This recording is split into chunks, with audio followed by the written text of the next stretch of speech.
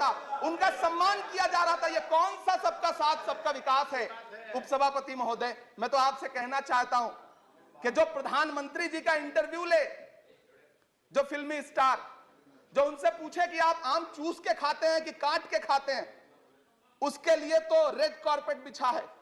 जो अभिनेत्रियां उनकी विचारधारा के समर्थन में बात करें, समर्थन से ज्यादा आगे बढ़ के बात करें हैं, और अगर पाकिस्तान आपके लिए जिंदाबाद होगा, हमारे लिए हिंदुस्तान जिंदाबाद है, भारत जिंदाबाद। मुझे हैरत है, तभी राकेश सिन्हा जी बात कर रहे थे, अभी नहीं है शायद, कहीं चले गए हैं आसपास।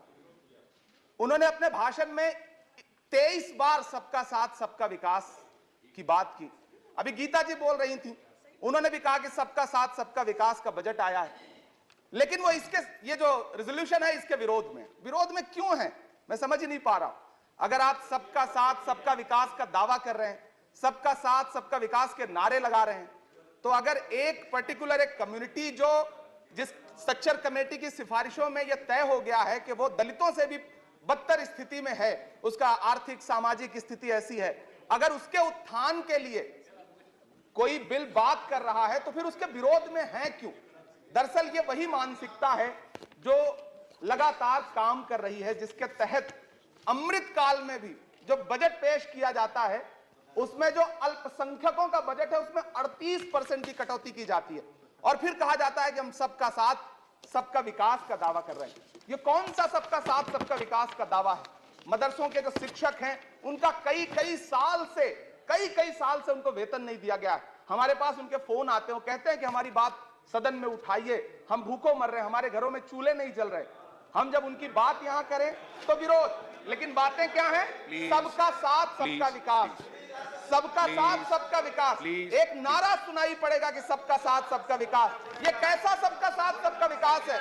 मैं सदन से यह पूछना चाहता हूं कि यहां सत्र चल रहा है उपसभापति महोदय, और इसी संसद से महज 800 मीटर की दूरी पर जंतर मंतर पर खड़े होकर के कार्यक्रम आयोजित होता है अभी 4 दिन पहले, और एक व्यक्ति वहां खड़ा होकर के सीधे आह्वान करता है कि ईसाइयों और मुसलमानों को काटना कब शुरू करोगे? सीधे आह्वान करता है। और सभापति उपसभापति महोदय, मैं पूछना चाहता हूं कि दिल्ली पुलिस उस पर कोई कार्रवाई नहीं करती, उल्टा जो मीडिया उसको दिखाने का प्रयास करती है उनको नोटिस भेजा जाता है। ये कौन सा सबका साथ सबका विकास है उपसभापति महोदय? यह हम बहुत गंभीर लोग यहां बैठे, मैं उच्च सदन में बैठा हूं, मैं यहां खड़ा होकर के कहना चाहता हूं, ये कौन सा सबका साथ सबका विकास है उपसभापति महोदय? इसी दिल्ली में एक सांसद पाए जाते हैं, सत्ताधारी पार्टी के सांसद हैं, वो अपने कार्यक्रमों में सार्वजनिक मंचों पे खड़े होकर कहते हैं कि मुसलमानों का आर्थिक बहिष्कार करो। आप कह रहे हैं सबका साथ सबका विकास? कैसे होगा सबका साथ सबका विकास जब सत्ताधारी पार्टी के सांसद आर्थिक बहिष्कार की अपील करेंगे और उनके खिलाफ एक मामला तक दर्ज नहीं होता? प्रधानमंत्री जी अपने भाषणों में सबका साथ सबका विकास की बात करते हैं, लेकिन अफसोस है कि जब राजनीतिक तौर पर विकास करने की बात आती है तो लोकसभा में एक भी टिकट ये सत्ताधारी दल किसी मुसलमान को नहीं देता, राज्यसभा में एक भी टिकट किसी मुसलमान को नहीं देता, विधानसभा में जो बड़े बड़े प्रदेश हैं उसमें एक भी टिकट मुसलमान को नहीं देता। और वो 3 जो नाम के लोग थे, मुख्तार अब्बास नकवी साहब, एमजे अकबर साहब, सैयद जफर इस्लाम, उनको भी किनारे लगा दिया जाता है। ये कौन सा सबका साथ सबका विकास है? काहे का सबका साथ सबका विकास? ये नारा, ये दावा खोखला है। मैंने प्रधानमंत्री जी के भाषण सुने हैं, जब 3 तलाक पर बिल आ रहा था उपसभापति महोदय, तो प्रधानमंत्री जी कहते थे कि मैं अपने मुस्लिम बहनों को हक दिलाना चाहता हूं, उनके न्याय के लिए लड़ रहा हूं, ये बिल मैं उनके लिए ला रहा हूं। आपने भी सुना होगा वो नारा। मैं तो सभापति महोदय बचपन से जिस विद्यालय का पढ़ा हूं वहां संस्कृत का एक श्लोक सुना करता था कि यत्र नार्यस्तु पूज्यन्ते रमन्ते तत्र देवता। मैं इसे सुना करता था उपसभापति महोदय। और फिर आज जब यहां सदन में खड़ा हूं तो मैं पिछले दिनों लाल किले से प्रधानमंत्री जी की, लाल किले की प्राचीर से वो भाषण, उनकी वो तकरीर भी सुन रहा था, जब वो कह रहे थे कि महिलाओं को बिना हक दिलाए देश आगे नहीं बढ़ सकता। जब वो लाल किले की प्राचीर से ये बात बोल रहे थे तो उस भाषण के महज 2.5-3 घंटे बाद उनके गृह राज्य गुजरात में बिल्किस बानो के आरोपी रिहा किए जा रहे थे। उसी दिन उन्हें माला पहनाया जा रहा था, उनका सम्मान किया जा रहा था। ये कौन सा सबका साथ सबका विकास है उपसभापति महोदय? मैं तो आपसे कहना चाहता हूं कि जो प्रधानमंत्री जी का इंटरव्यू ले। साथ में दोस्तों, minimum single trading amount is only 20 rupees. अगर इस एप्लीकेशन में आप ट्रेड करना चाहते हैं तो सबसे पहले आपको क्या करना पड़ेगा, जो फिल्मी स्टार, जो उनसे पूछे कि आप आम चूस के खाते हैं कि काट के खाते हैं, उसके लिए तो रेड कारपेट बिछा है। जो अभिनेत्रियां उनकी विचारधारा के समर्थन में बात करें, समर्थन से ज्यादा आगे बढ़ के बात करें, उनके लिए जेड सिक्योरिटी है। लेकिन वो शाहरुख खान जो पूरी दुनिया में भारत के तिरंगे का मान बढ़ाता है, जिसे फीफा वर्ल्ड कप में आमंत्रित किया जाता है, उसके लिए सोशल मीडिया पे किस तरह के ट्रेंड चलाए जाते हैं। कौन सा सबका साथ सबका विकास है महोदय? मेरा नाम इमरान है। मैं उस पीड़ा को महसूस करता हूं जिस पीड़ा का जिक्र अभी मनोज झा जी कर रहे थे। मैं उस पीड़ा से गुजरता हूं, इसलिए मैं आपसे यहां खड़ा होकर कहता हूं कि हम हर दिन सुनते हैं, कई सारे मंत्री हैं जो ट्रेवल एजेंसी खोल के बैठे हैं, जो कहते हैं कि देशभक्ति हर दिन देशभक्ति साबित करो, चले जाओ वहां चले जाओ। मैं तो उनसे कहना चाहता हूं कि तुमने नफरत का जो बाजार सजाया हुआ है, तू ये कहता है मुसलमान पराया हुआ है, आजा दिल चीर के दिखलाऊं वतन का नक्शा, मेरा भारत मेरी सांसों में समाया हुआ है। हम उसको किसी को हर दिन उसका सबूत नहीं देते फिरेंगे। ऐसे में अगर ये बिल मांग करता है कि मुसलमानों के शैक्षिक और उनके सामाजिक, उनके आर्थिक उत्थान के लिए सरकार उस पर ध्यान दे, तो फिर तकलीफ क्या है, दिक्कत क्या है? क्या आपका जो नारा है वो झूठा है?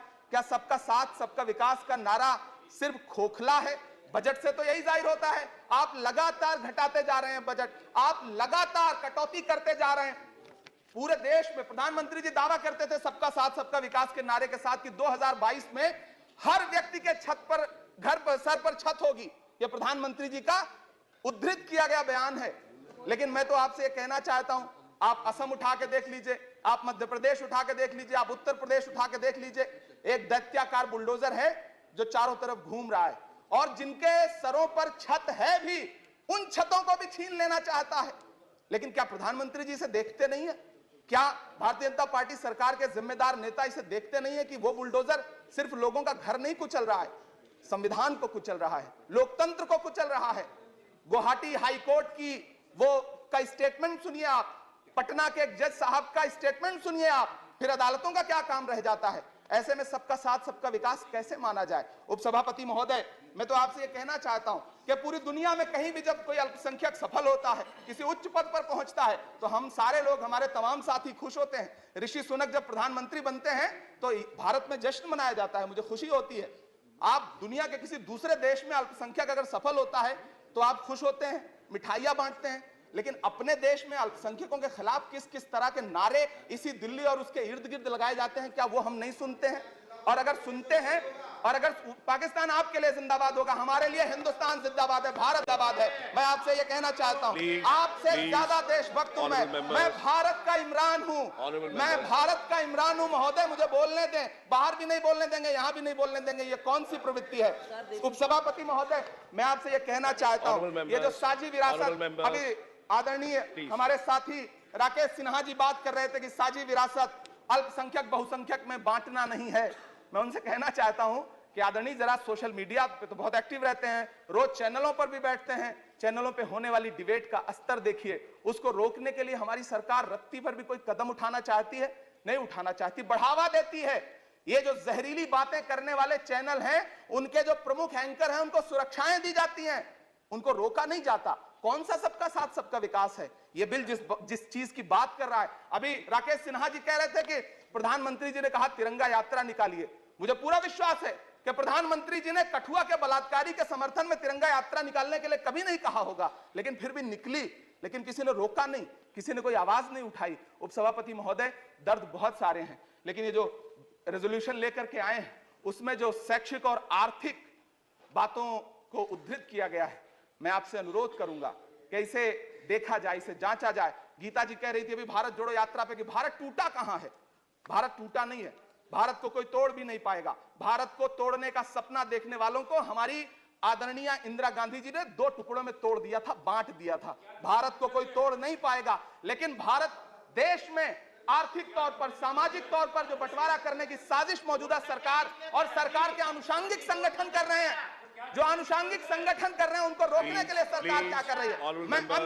मैं अंत में इतना कहना चाहता हूं उपसभापति महोदय के यूपीए के शासनकाल के दौरान श्रीमती सोनिया गांधी जी के प्रयास से, डॉक्टर मनमोहन सिंह साहब के प्रयास से दलित और अल्पसंख्यक बच्चों के लिए फ्री रेजिडेंशियल यूपीएससी की कोचिंग शुरू की गई।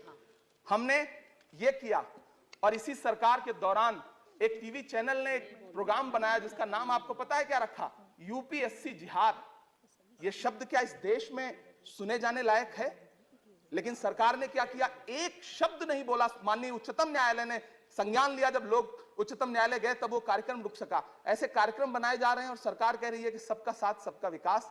उपसभापति महोदय, मैं अंत में आपसे इतना कहना चाहता हूं कि ये जो आर्थिक और सामाजिक आधार पर जो बहुत बड़ी खाई है उसको पाटने के लिए ये जो रेजोल्यूशन लाया गया है, मैं इसका समर्थन करता हूं।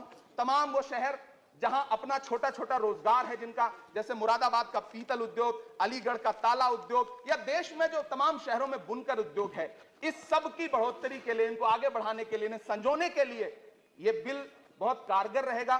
शैक्षिक तौर पे लोगों को आगे लाने के लिए बहुत कारगर रहेगा। तो मैं रेजोल्यूशन बहुत कारगर रहेगा। और मैं अपने सत्ता पक्ष के साथियों से कहना चाहता हूं कि रिश्तों की ये नाजुक डोरें तोड़ी थोड़ी जाती हैं। अपनी आंखें दुखती हों तो फोड़ी थोड़ी जाती हैं। हम भी इसी देश का हिस्सा हैं। हम आपसे अनुरोध करते हैं कि इस रेजोल्यूशन को संजीदगी से लिया जाए। मैं इसके समर्थन में अपनी बात रख रहा हूं। धन्यवाद। खबरों में बने रहने के लिए पूरा